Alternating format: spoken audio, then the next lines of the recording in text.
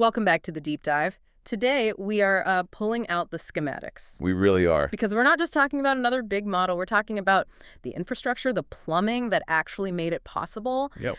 We are getting into the INTELLECT-3 technical report and focusing really on the engineering pipeline that got them these frontier results. It's such a crucial distinction to make. I mean, our mission here is to look past the big splashy benchmark scores that always get the headlines. Right. And really pull out the technical mechanism. So the custom infrastructure stack, the training recipes, all the stuff that let a 106 billion parameter model actually work this well. And it's a mixture of experts model. Right, with only 12 billion active parameters. That sparsity is just, it's the shocker here. INTELLECT-3 is built on the GLM 4.5 air-based model, but the key, the real unlock, was this massive, large-scale reinforcement learning. RL, yeah. And the fact that only, about 12% of the parameters are active during inference, that just screams cost savings. And those savings didn't come with a performance hit.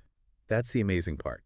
The model gets state-of-the-art results for its size. Across the board. Across the board. Math, code, science, reasoning. I mean, when you look at the raw numbers, you're seeing 90.8% on AIME 2024. Wow. And 69.3% on live code bench. These are capabilities that historically you only saw in dense models that were 6, maybe 7 times larger. So this is efficiency just completely redefined. Totally. Okay, let's unpack this. We've seen so many reports where the model architecture is the star of the show. Right. But here, it really feels like the infrastructure is the hero. So let's jump into our first core feature. Let's do it. We call this the neural signal check. Yeah. This is where we look at why this actually matters at a deep technical level. Okay. And frankly, the big story here is not the MoE setup. It's the open source infrastructure they built. The stack, Prime RL, the verifiers library, and Prime sandboxes. All from the ground up. All from the ground up. Proprietary labs have always had this massive advantage in RL training throughput just because building a stable, scalable pipeline is so incredibly hard. So this is about leveling the playing field. Exactly. INTELLECT-3's success comes from building an open source stack that was designed from day one to match that proprietary scale and speed. That is the real technical differentiator here. Okay, let's pull the hood off Prime RL then. It's their core framework, and you mentioned it operates on this principle of disaggregation. Disaggregation, yeah. It has 3 key abstractions in its architecture. How do those pieces fit together? So you've got the orchestrator. Think of it like the central nervous system. It's just a lightweight CPU process, but it handles all the scheduling, the data flow, the core logic. Got it. Then you have the trainer. This uses FSDP, fully sharded data parallel, as its backends. It's compatible with Hugging Face models, which is a nice touch. And the third piece? And finally, the inference pool. These are basically just standard OpenAI compatible servers, but they're running the vLLM backend for super high throughput. And that disaggregated nature, that's what I want to focus on. The trainer and the inference services. They run on completely separate sets of GPUs. Why is that separation absolutely mandatory for this to scale? Because if you don't, the whole system just stalls constantly. How so? Well, imagine a synchronous pipeline, right? Inference pool generates some rollouts, sends them to the trainer, and then it just sits there. It waits for the policy to update before it can generate the next batch. And the trainer is busy. The trainer is very busy. It's running on FSDP, it's computing gradients, shuffling huge tensors around. That's a high latency operation. And while that's happening, you have hundreds of very expensive, very powerful GPUs in your inference pool, just idle, waiting. Wasting time and money. Exactly. So by disaggregating them, you can overlap everything asynchronously. While the trainer is crunching away on policy version N, the inference pool is already generating data using that same policy for what will become the update for N+1 or N+2. Ah, so there's this continuous overlap that prevents the system from ever just hitting zero utilization? You got it. That's the key. That makes the whole shift to maximizing throughput so much clearer, because if you're doing this long context agentic RL, your rollouts can be, tens of thousands of tokens long. And they vary wildly in length. Right. If you have to wait for the slowest one to finish in a batch, you are just burning compute. You're burning massive amounts of compute. I mean, picture a batch where one rollout is 500 tokens and another one needs the full 48,000 token context. Okay. If you wait for that 48K rollout, the GPUs that were running the 500 token job have been doing nothing for minutes. It's the classic bottleneck in traditional batching. So their solution was highly synchronized, continuous batching, plus something called in-flight policy wait updates. That's the magic combo. Okay, walk me through how that synergy works. How do you keep The compute's saturated, but also manage the policy getting stale. So continuous batching is the throughput engine. Its whole job is to make sure the inference compute is always saturated. The orchestrator doesn't care about a batch boundary. It just keeps feeding the machine. Instantly. Mm-hmm. The moment a rollout finishes, whether it took 5 seconds or 5 minutes, boom. The orchestrator injects a new request. It keeps the GPU memory and the cores fully loaded. That sounds incredibly aggressive. I mean, if you're running that fast, the policies you're using to generate the rollouts must get stale almost immediately. How do you stop them from generating just garbage data? And that's where the in-flight wait updates come in. It's the other half of the solution. The orchestrator is constantly polling the trainer, asking, got new weights? Got new weights? And when it does... When a new policy is ready, the inference pool does this tiny temporary interruption to generation. We're talking milliseconds. It updates the weights, and the rollout continues, but now with a fresher policy. But you still have policy drift. You do. So to control that, they set a hard limit. Yeah. Any rollout that was generated by a policy more than max off-policy steps old, it just gets thrown out.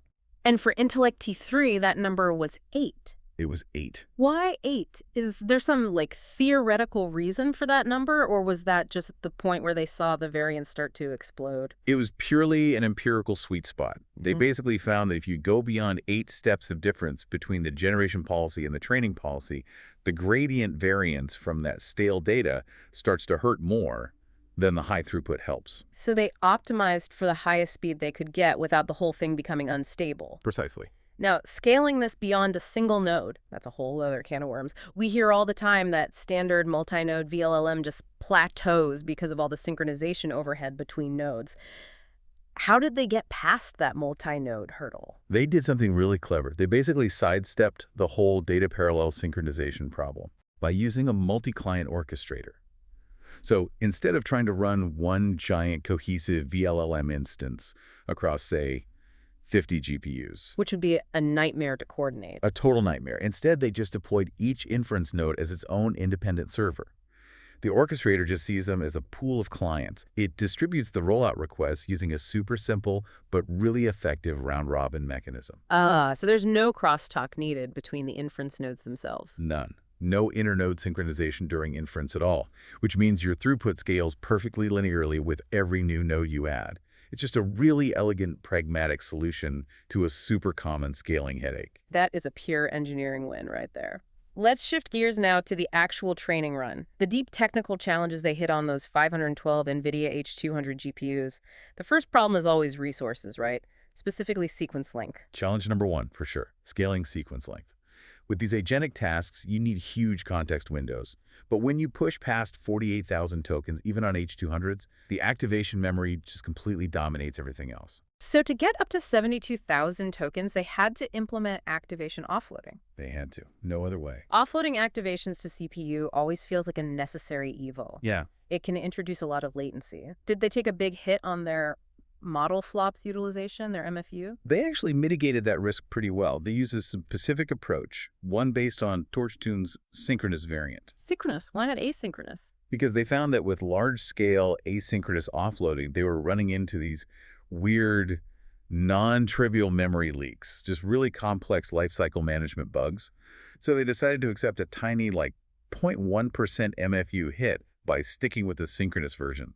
The stability they gained over these long runs was way more valuable than that last fraction of MFU. Stability over raw speed. Makes sense. It's the only way to survive these massive runs. Okay, next challenge.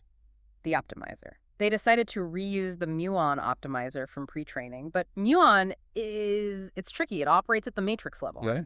Why was that fundamentally incompatible with the standard FSDP sharded gradients? This is a really deep technical point. So your common optimizers, like Atom or SGD, they work element-wise. All they need is the local piece of the gradient to update the chunk of parameters they're responsible for under FSDP. Right. Muon is different. It's a second-order method.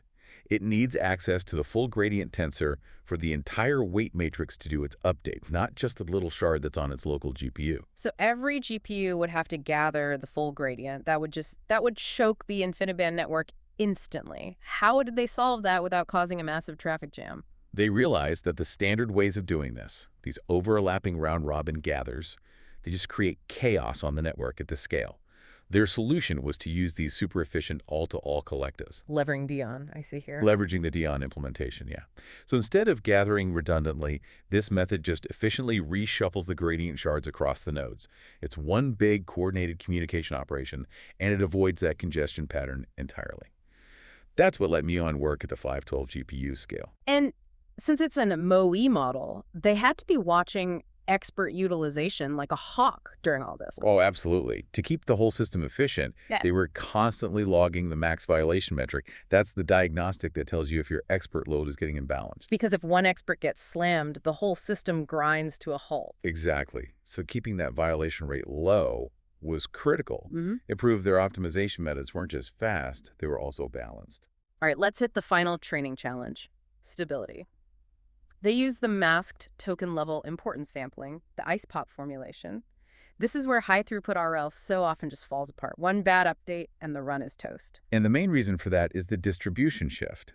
It's caused by the trainer and inference engine being slightly out of sync in an async setup. Even with shared parameters. Even with shared parameters, that little mismatch can generate importance ratios that just spike, they go wild. Yeah. And that leads to these unstable, noisy updates and eventually a total training collapse.